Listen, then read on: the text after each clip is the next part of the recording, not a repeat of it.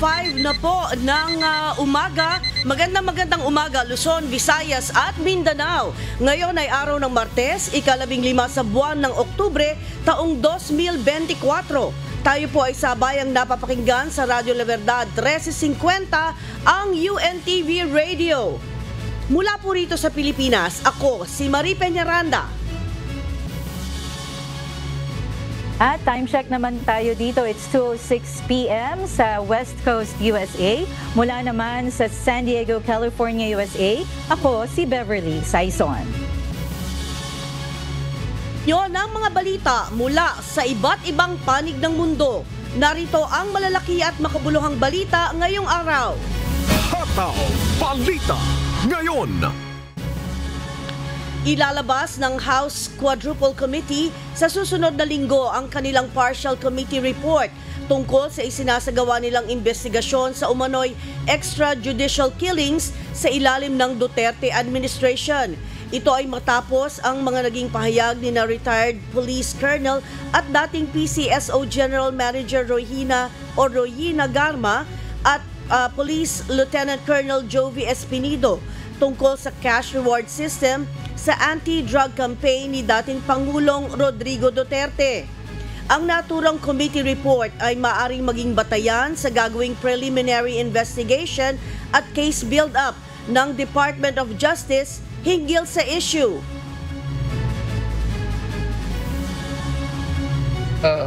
Affidavit of Colonel Garma on the reward system actually, sapagkat yun talaga ang pinupunto namin meron bang reward system dito. I mean, pag nakapatay yung police, ano ba yung matatanggap niya? At nakita namin na sinabi naman when we had the hearing ng Human Rights Committee before, even Colonel Espinido spoke na talagang meron itong reward system, no? Sinabi niya yun kinonfirm niya So kinonfirm din ito ni Colonel Garma. So that would for sure be a part of the partial report that we're going to make. Hataw Balita Ngayon. Naghahanda na ang Commission on Election para sa paghahain ng kandidatura ng mga tatakbong political party at district representatives sa unang Bangsamoro parliamentary elections. Gagawin ang COC filing mula November 4 hanggang 9 sa Bangsamoro Electoral Office o BEO. Kasamang tututukan ng COMELEC ang seguridad sa lugar, kaya humihiling na ito ng tulong sa PNP at AFP para mapigilan ang posibleng pagsasagawa ng terorismo at karahasan sa araw ng COC filing. Hindi mo naman talaga yung matipigilan yung mga taong bigla na lang iinit ang ulo. Kung kaya naman, kinakailangan lang makapag-deploy tayo ng sufisyente na bilang ng mga miyembro ng Armed Forces at PNP upang kahit paano maging deterrent yan. Hataw Balita Ngayon. Itinanggi ni DSWD Secretary Rex Gatchalian ang aligasyong tumatanggi sila sa mga referral request ng Office of the Vice President para sa mga humihingi ng financial assistance. Malugod anya nilang tinatanggap ng DSWD ang mga humihingi ng tulong at tiniyak na hindi nila pinagsasamantalahan ng pondo at kapangyarihan ng ahensya. Bagay na tinutulan naman ni Zamboanga 1st District Representative Kaimer Olaso matapos makansila ang payout ng ilan nilang kababayan matapos silang mag-file ng Certificate of Candidacy sa pagka-mayor sa kanilang bayan. Ayon sa DSWD, titingnan nilang muli ang listahan at i-release ang payout kung malinis naman ang listahan. Hindi nagagamit ang DSWD sa kahit na anong politika. Hindi na papayag ng ating mga career na social worker na i-risk ang kanilang mga lisensya. Hataw Balita Ngayon. Ikinatuwa ni Department of Social Welfare and Development Secretary Rex Gatchalian ang pag-aproba ng Department of Budget and Management sa paglikha ng 5,000 regular positions para sa mga empleyado ng DSWD. Sa 2025 budget hearing sa Senado, inanunsyo ng DBM na nagsasagawa na sila ng hakbang upang simulan ang regularisasyon ng mga empleyado mula sa kasalukuyang contractual positions. Umaasa naman si Secretary Gatchalian na maisa sa katuparan ito ngayong taon bilang bahagi ng kanilang pagsusumikap na mabigyan ng mas matatag na trabaho ang mga COS at job order workers ng ahensya. Hataw Balita ngayon. Idineklara ng Korte Suprema na ang mga Contract of Service o COS at Job Order o JO workers ng Philippine Amusement and Gaming Corporation o PAGCOR ay hindi itinuturing na mga empleyado ng gobyerno. Ayon sa desisyon ng Korte, wala silang employer-employee relationship sa pamahalaan kaya't hindi sila sakop ng mga civil service law. Gayunman, pinayuhan din ng Korte ang PAGCOR na itaguyod ang karapatan ng mga manggagawa kahit wala silang permanenteng estado sa gobyerno. Hataw Balita ngayon. Sa pagsisimula ng Asia-Pacific Ministerial Conference on Disaster Risk Reduction sa Pasay City kahapon, ininspeksyon ni MMDA Chairman Don Artes ang Mobile Command Center at Emergency Operations Center ng ahensya para sa pagpapatupad ng kaayusan at kaligtasan ng nasa 6,000 delegates na lumahok sa event mula sa 79 na bansa. Tiniyak ni Chairman Artes na maaayos ang daloy ng trapiko sa paligid ng Philippine International Convention Center o PICC kung saan idinadaos ang naturang conference. Hindi na rin sinuspindi ng MMDA ang number coding upang maiwasan ang lalong pagtaas ng volume ng mga sasakyan sa kalsada. Patuloy anyang nagmomonitor sa lugar hanggang matapos ang disaster meet sa Biyernes, October 18. So far naman po, base sa obserbasyon ng ating mga tauhan, na-manage naman po natin well yung traffic, yung pong ating mga delegadong dumating ay naihatid safely sa kanilang mga tinutuluyan. At ganoon din po, during the entire duration nitong conference po na ito ay atin pong babantayan mabuti ang traffic at ganoon din po kasama OCD at iba pang mga departamento ng ating pamahalaan ay i-ensure po yung safety ng mga delegates na dadalo dito sa conference na ito. Hataw Balita ngayon. Isasara ang PICC Complex mula 8 a.m. hanggang 11 a.m. ngayong araw, October 15, para sa seguridad ng opening ceremony ng Asia-Pacific Ministerial Conference on Disaster Risk Reduction. Pinapayuhan ng mga delegado na pumunta ng maaga upang maiwasan ang pagkaantala dahil walang papayagang pumasok o lumabas ng venue sa itinakdang oras. Muling magbubukas ang mga gate ng PICC Complex sa ganap na alas 11 ng umaga at ipagpapatuloy ang pag-release ng mga ID badges ng alas 12 ng tanghali. Hataw Balita ngayon. Aabot na sa hanggang 1 milyong piso ang makukuhang benepisyo ng isang PhilHealth member na may chronic kidney disease, stage 5, matapos i-anunsyo ng PhilHealth na tataasan na nila sa 6,350 pesos per session ang kanilang hemodialysis benefit package. Bunsod nito, ang mga pasyente ay maaari na makakuha ng maximum na 990,600 pesos kada taon mula sa dating 624,000 pesos. Simula noong October 7, ipinatupad na ang bagong circular na naglalaman ng mga serbisyong dapat ibigay sa mga pasyente ng CKD5, kabilang ang mga gamot, laboratory test at dialysis kit per session. Hataw Balita ngayon. Isang barko ng Bureau of Fisheries and Aquatic Resources ang sinadyang banggain ng isang Chinese maritime militia malapit sa Pag-asa case. Sa pahayag na inilabas ng BFAR, nagsasagawa ng routine patrol ang BRP Dato Cabaylo at BRP Dato Sanday noong Biyernes nang biglang magsagawa ng dangerous maneuver ang isang Chinese vessel na humantong sa pagkakasagi nito sa Dato Cabaylo. Bagaman nagtamo ng maliit na pinsala, matagumpay pa rin natapos ng mga barko ng BFAR ang kanilang pagpapatrolya at ligtas na nakadaong sa Pag-asa Sheltered Port. Hataw Balita ngayon. Tiniyak ni Department of Transportation Secretary Jaime Bautista na nakasaad sa concession agreement sa pagitan ng pamahalaan at ng pribadong kumpanya ang mga rate adjustment na ipinatutupad ngayon sa Ninoy Aquino International Airport o NAIA. Nauna nang naiulat ang pagtaas ng parking rates sa NAIA at gayon din ang bayad para sa VIP passenger. Ayon sa kalihim, paraan ito para mabawi naman ng concessionaire ang naging investment nito kapalit ng pagsasaayos at pagpapaganda ng paliparan. Yung mga rates defined yan dun sa concession agreement na pinirmahan natin with the winning bidder. No? Kung halimbawa ang nanalo ay iba, yun pa rin ang rate na gagamitin nila. Hataw Balita ngayon.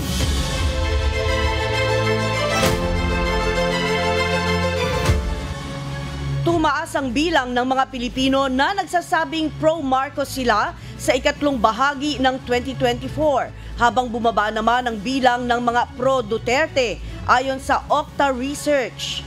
Batay sa tugon ng masa survey, umabot sa 38% ang pro-Marcos, mas mataas ito ng 2% mula sa huling survey, habang bumaba naman ng 1 puntos ang pro-Duterte mula sa 16% noong June 2024 survey sa 15% ngayong third quarter.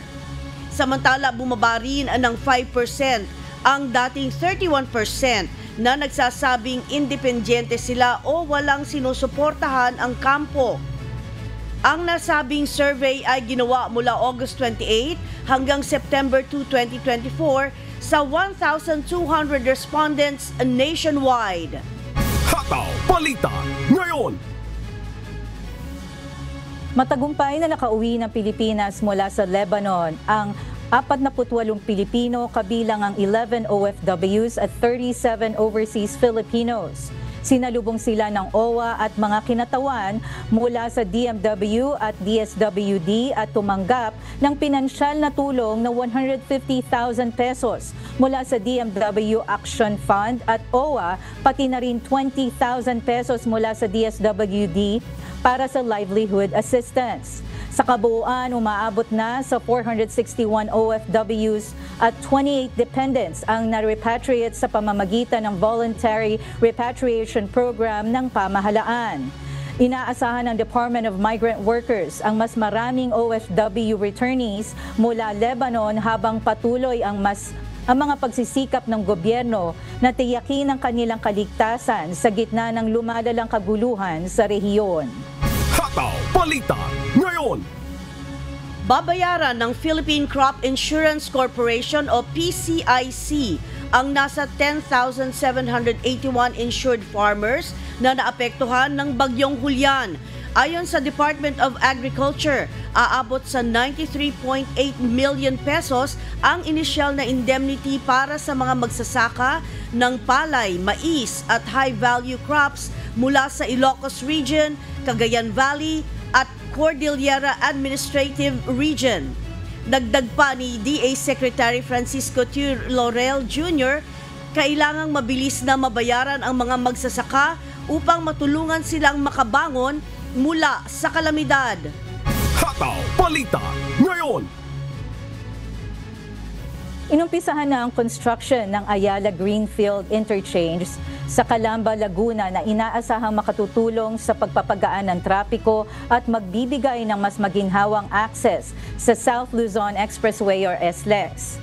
Sa groundbreaking ng ceremony nito kahapon, sinabi ni DOTR Undersecretary Jesus Ortega na ang naturang proyekto ay magdudulot ng mas maayos na daloy ng mga sasakyan sa Calabarzon area at magbibigay ng higit pang oportunidad para sa mga residente. Pinuri rin ni Calamba City Mayor Rosela Rizal ang proyekto bilang simbolo ng progreso at pag-unlad para sa lungsod at rehiyon. Nagpapasalamat naman sila sa Ayala Corporation, ang Ayala Land Incorporated Chair Jaime Zobel-de Ayala at San Miguel Corporation President and Chief Executive Officer Ramon Ang sa suporta ng DOTR sa proyekto.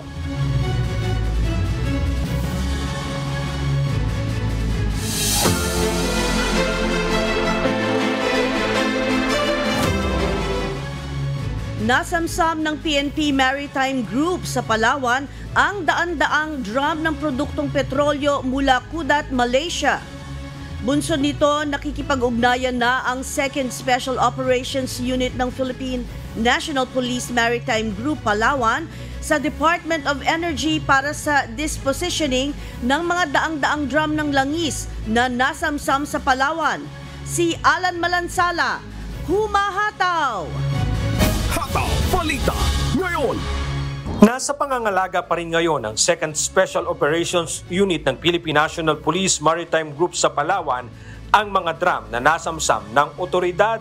Naharang ng Philippine National Police Maritime Group ang isang motor bangka na may dalang daan-daang drum ng langis na tinatayang milyong-milyon ang halaga na ipinuslit galing sa Malaysia sa Bataraza, Palawan. Sa video makikita na agad na sumakay ang mga tauhan ng anti-smuggling group ng PNP Maritime Group sa bangka na MV Lady Haz Raima. May 300 metro ang layo mula sa Ursula Island, Rio Tuba, Bataraza, Palawan. Bumungad sa kanila ang kargang daang-daang drum ng mga diesel na ibabagsak sa mga probinsya. Sa ngayon po ay nandito pa sa aming station, under custody pa po namin dito. Hinihintay lang po namin yung order ng port kung saan po ito turn over. Inaresto ng mga otoridad ang kapitan at 10 tripulante ng bangka na sinasabing mula sa Balabac.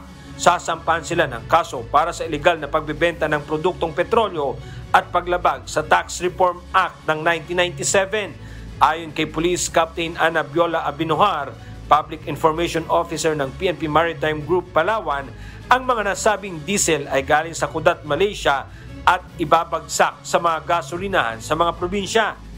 Based po sa investigation namin, ito ay dinidistribute din po sa mga dito sa southern part ng Palawan, particularly Bataraza, Brooks Point, Quezon, Palawan.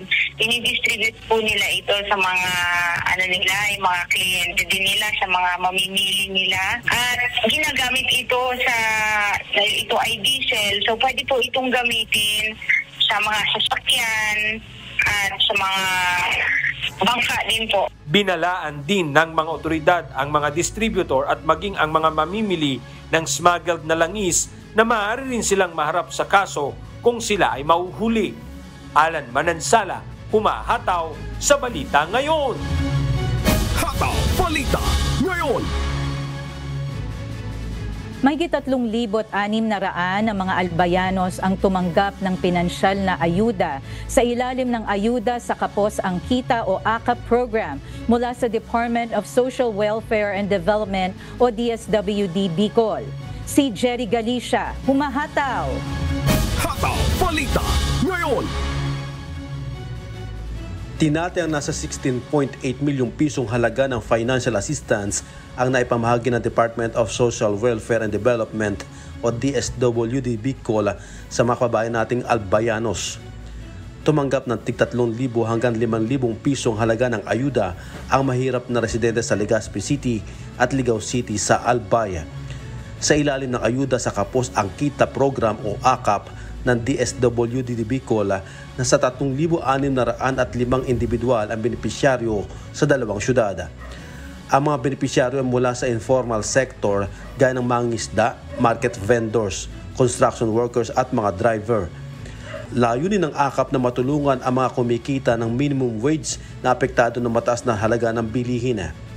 Bukod sa isinagawang payout, may kasunod pang batch na 362 individual na sinasailalim sa assessment ng ahensya bilang target beneficiaries. Jerry Galicia, humahataw sa Balita Ngayon.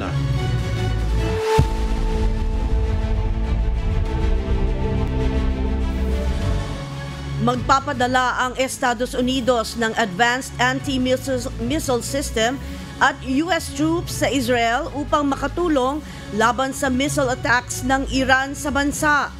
Ito ang humahataw na balita ni Miguel Rey de Leon. Hataw Balita ngayon. Inaprobahan ng Estados Unidos ang deployment sa Israel ng Terminal High Altitude Area Defense o THAAD battery at 100 US troops sa mag-ooperate nito upang depensahan ng bansa at ng mga US personnel laban sa mga missile attack ng Iran ayon sa US defense official. Ang THAAD system ay makakatulong sa pagwasak sa paparating na ballistic missile at bawasan ang panganib ng pagsabog nito. Wala itong warheads at hindi rin magagamit sa anumang strike o offensive attacks. Ang hakbang na ito ay bunsod ng pagpapaputok ng Iran ng mahigit sa 180 ballistic missiles sa Israel noong October 1. Hinihikayat naman ng Estados Unidos ang Israel na maging maingat sa kanilang pag-atake upang maiwasan ang mas malaking digmaan sa gitnang silangan. Ayon sa mga US officials, nais ni President Biden na pigilan ang anumang plano ng Israel na umatake sa mga nuclear sites at energy infrastructure ng Iran. Miguel Rey de Leon, humahataw sa Balita Ngayon. Hataw Balita Ngayon. Nagbabala ang North Korea na handa silang umatake sa South Korea matapos akusahan ito ng pagpapalipad ng drones at pagpapakalat ng leaflets sa himpapawid sa Pyongyang. Ito ang humahataw na balita ni Early Briones. Hataw Balita Ngayon. Naglabas ng utos ang North Korea sa kanilang military units malapit sa border na maging handa sa pag-atake, ayon sa pahayag ng Defense Ministry. Binalaan din nito ang South Korea na maaaring maabo ang kanilang buong teritoryo, kasunod ng akusasyong pagpapalipad ng mga drones at paghulog ng mga leaflets sa kabisera nitong Pyongyang. Itinanggi ng South Korea ang paratang, ngunit nagbabala na parurusahan nito ang North Korea kung malalagay sa panganib ang kanilang mamamayan. Samantala, tinawag naman ng kapatid ni Kim Jong-un na suicidal ang babala ng South Korea. Nagugunawin ng North Korea kung sila ay umatake. Nagbabala rin siya na tiyak na may masamang mangyayari kung muling makakita ng South Korean drone sa kanilang teritoryo. Patuloy na tumitindi ang tensyon sa pagitan ng dalawang bansa, lalo na matapos mabigo ang diplomasyang pinangungunahan ng Estados Unidos na tapusin ang nuclear program ng North Korea noong 2019. Inaasahan na lalo pang tataas ang tensyon habang papalapit ang eleksyon sa Estados Unidos upang gamitin ng North Korea bilang leverage sa mga usapang diplomatiko sa hinaharap. Early Briones, humahataw sa Balita Ngayon. Hataw Balita Ngayon. Binigyang diin ni National Assembly Chairman Chan Than-man ang kahalagaan ng pagbisita ni Chinese Premier Li Qiang. Ayon sa kanya, pinalakas nito ang ugnayang bilateral ng Vietnam at China. Ito ang humahataw na balita ni Ruth Bahe. Hataw Balita Ngayon. Sa pagpupulong sa National Assembly House itong linggo, tinalakay ni Chairman Chan Than-man at Premier Li Qiang ang mga pangunahing tagumpay ng relasyon ng dalawang bansa, kabilang ang pagpapalalim ng kooperasyon ng kanilang mga lehislatura. Nagpahayag ng kasunduan si Premier Li Qiang sa mga mungkahi ni Chairman Man tulad ng pagpapabilis ng connectivity ng riles at highway, pagpapalawak ng export ng agrikultura at kooperasyon sa digital economy at renewable energy. Ipinundo ni Premier Lee ang kahalagahan ng patuloy na mataas na antas ng pakikipag-usap upang malutas ang mga isyong bilateral at regional at hinimok ang karagdagang pakikipagtulungan ng mga lehislatura ng China at Vietnam. Sa pagtatapos ng pagpupulong, hiniling ni Chairman Man kay Premier Lee na iparating ang kanyang imbitasyon kay Zhao Leji, Chairman ng Standing Committee ng National People's Congress ng China, na bumisita sa Vietnam at mag-co-share sa unang pagpupulong ng Vietnam-China Interparliamentary Cooperation Mechanism. Ruth Bahe, humahataw sa Balita Ngayon.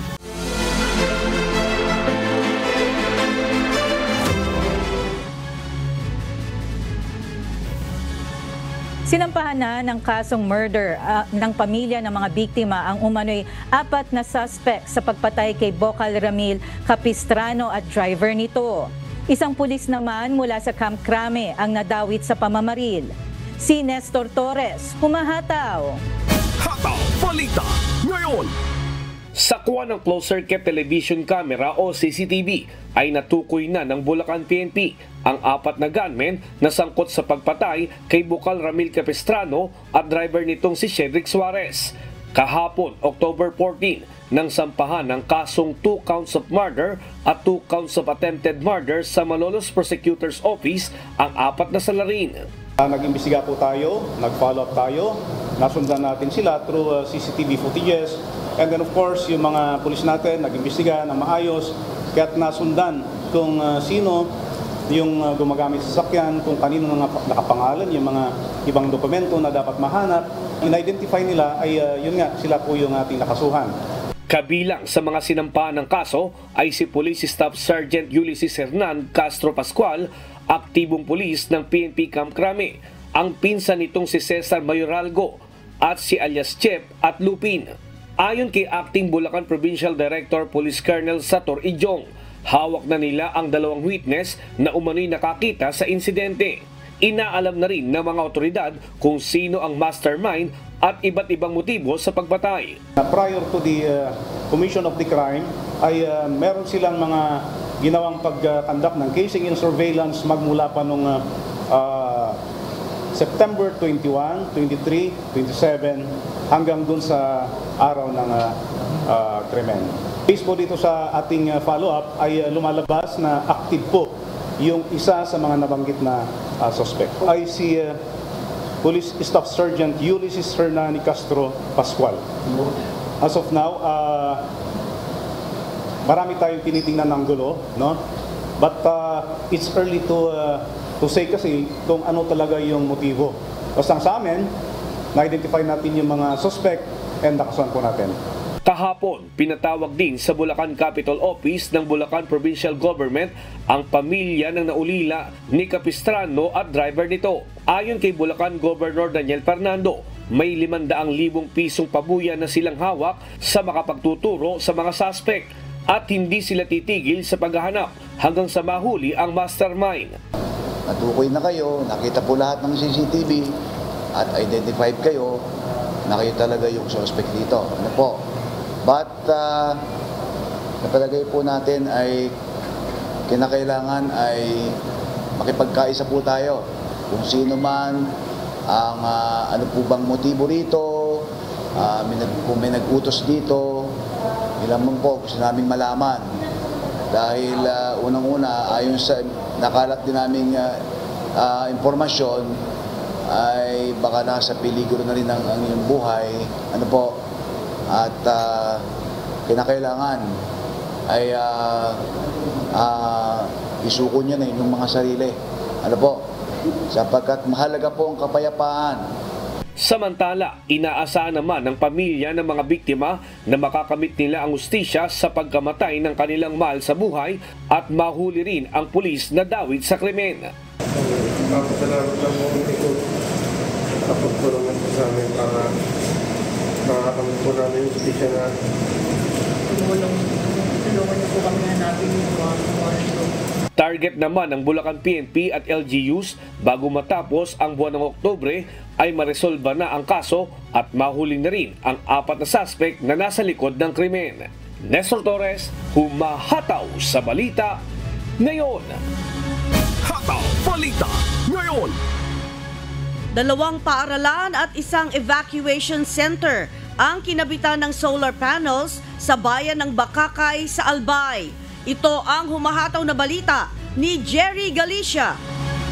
Hataw Balita ngayon. 100% na solar-powered sites na ang 2 eskwelahan at isang evacuation center sa Bakakay, Albay. Ito ay mga paaralan ng Langaton Elementary School at Matatas Elementary School. Gayon din ang Municipal Evacuation Center na pawang mga ginagamit na evacuation center sa tuwing panahon ng kalamidad. Ayon kay Albay Public Safety and Emergency Office o APSEMO Officer in Charge Engineer Dante Baclao, makabagong klase ng solar panel ang kinabit sa mga naturang site at inaasang tatagal ito hanggang 15 taon. Naisa katuparan ang naturang proyekto sa pamagitan ng Generating Renewable Energy and Innovative Designs for Displacement o GRID project ng International Organization for Migration o IOM Philippines na pinondohan ng Norwegian Ministry of Foreign Affairs. Ang mga naturang benepisyaryo ng GRID project ang pinaka-accessible sa mga natukoy na most vulnerable na komunidad sa lalawigan. Ang GRID project ay nilunsad ng IOM na naglalayo makapagbigay ng mabisa at maasang supply ng kuryente para sa mga displaced families sa panahon ng kalamidad. Jerry Galicia, humahataw sa Balita Ngayon.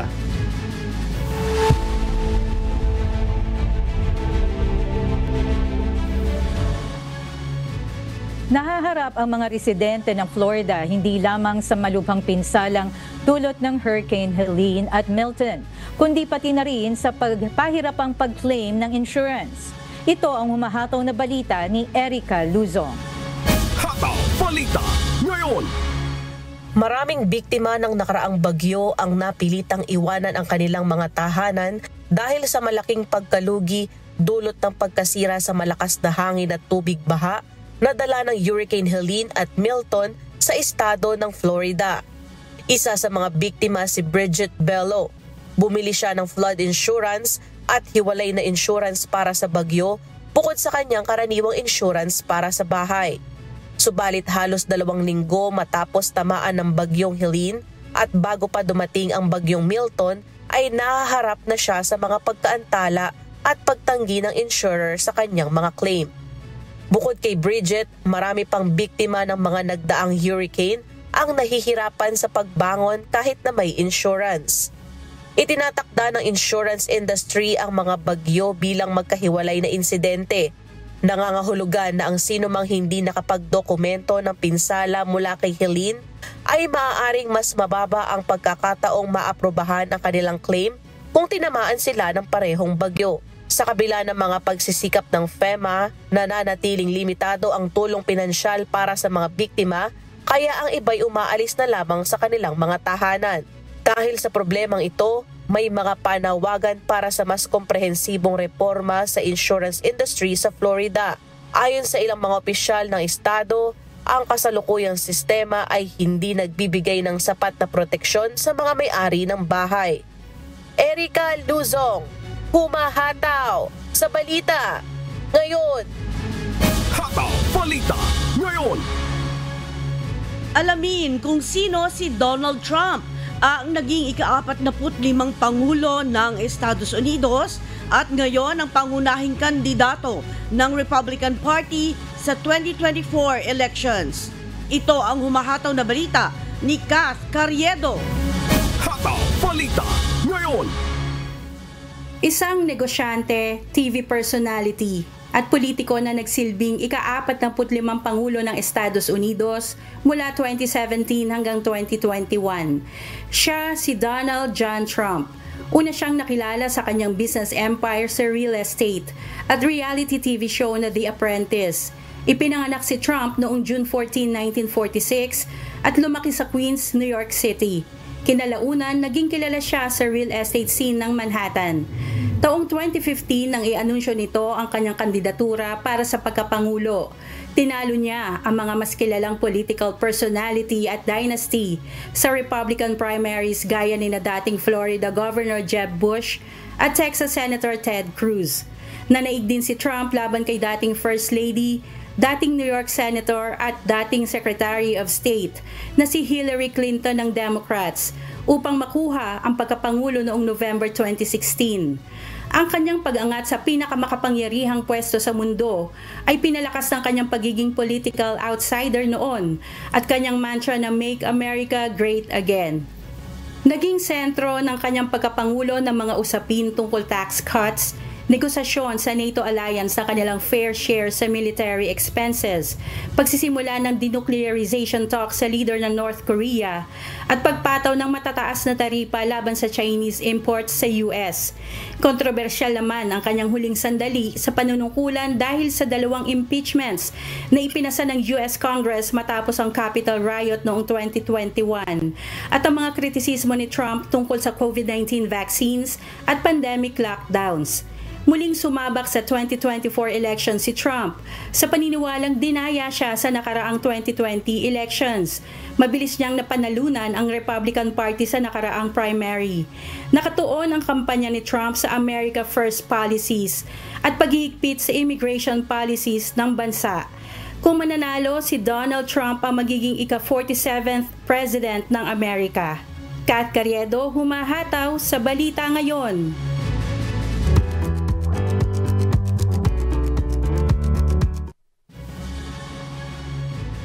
Wish 107.5 bus umarangkada sa Changwon, South Korea bilang pakikiisa sa 2024 Migrants Arirang Multicultural Festival. Ito ang umahataw na balita ni Ryuji Sasaki. Hataw Balita ngayon.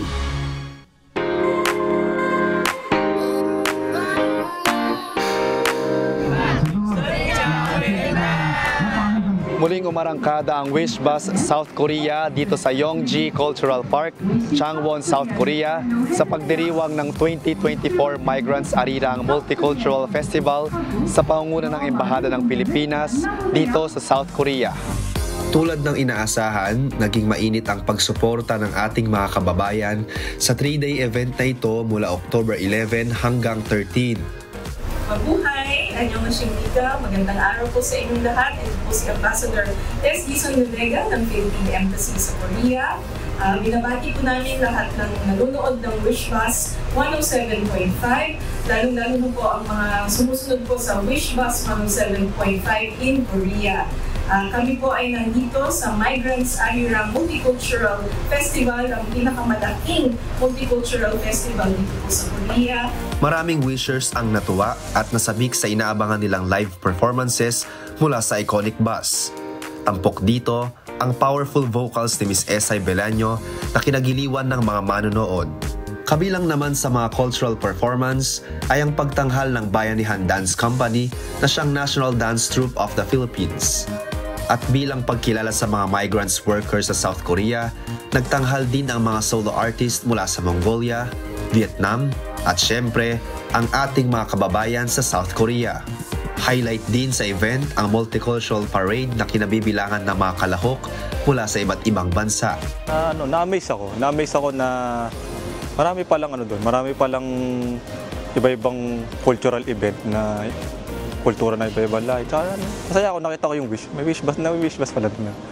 Na-amaze ako doon sa Mongolian kasi traditional yung kanta nila. Talagang proud silang ipakita sa ibang bansa, buong mundo yung kultura na meron sila. Sa sayang dulot ng mga ganitong pagdiriwang, lalo na ng mga live performances sa Wish Bus, umaasa ang mga fans dito, lalo na ang ating mga kababayan sa mga susunod pang pag-arangkada ng Wish Bus sa ibang panig ng South Korea. Mula dito sa Changwon, South Korea, Ryuji Sasaki, UNTV News and Rescue. Diyos ang aming sandigan, serbisyo publiko ang aming pinahalagahan. Hataw Balita ngayon.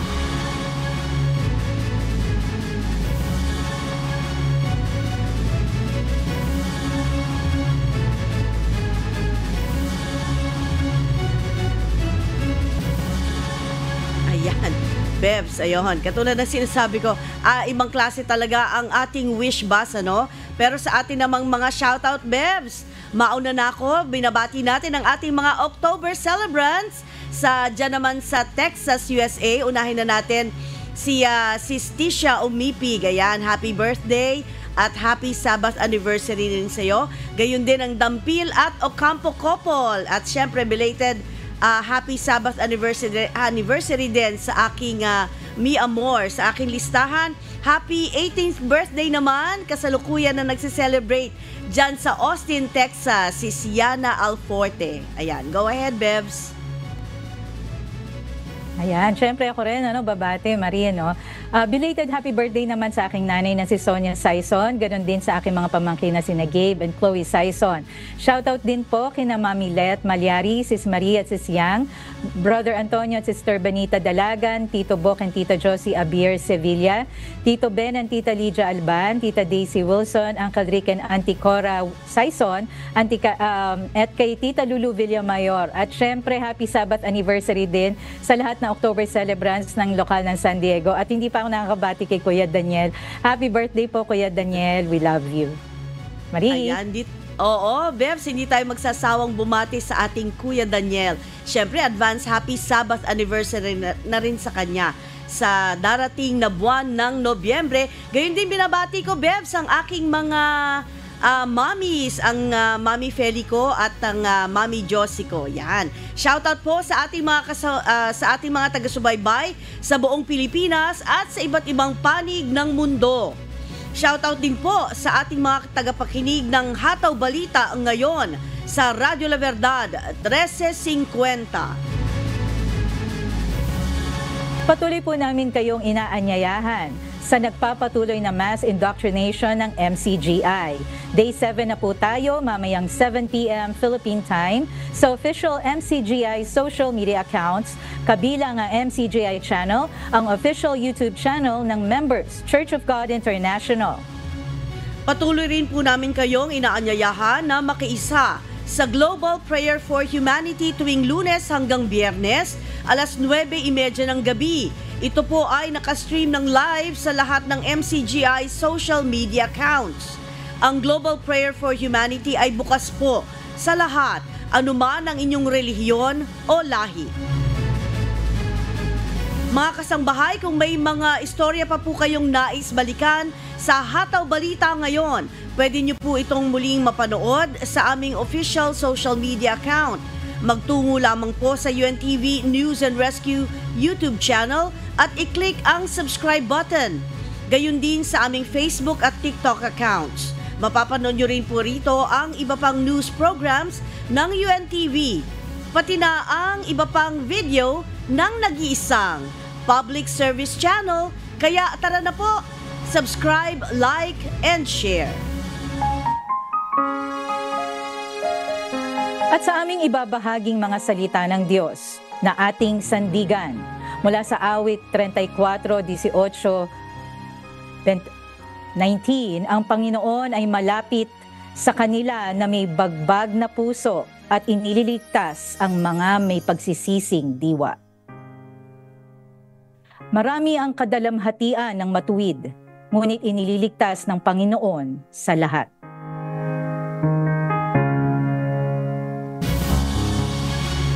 Napakabilis ng oras at yan po ang mga humahataw na balita ngayong umaga ng Martes, 15 sa buwan ng Oktubre, taong 2024.